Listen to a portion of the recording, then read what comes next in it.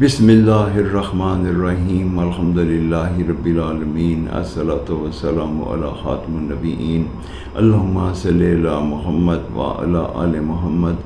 السلام علیکم ورحمۃ اللہ وبرکاتہ۔ میری آج کی حدیث جامع ترمذی 239 نمبر۔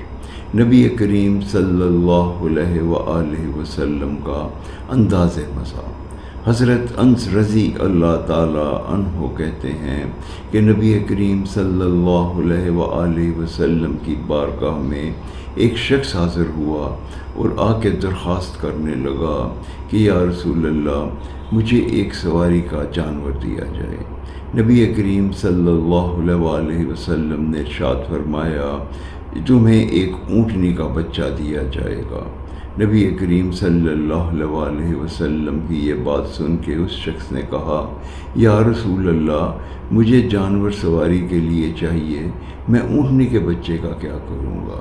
تو سرکار دو عالم صلی اللہ علیہ وآلہ وسلم نے تبسم فرمایا اور فرمانے لگے، ہر اونٹ اونٹنی کا ہی بچہ ہوتا ہے۔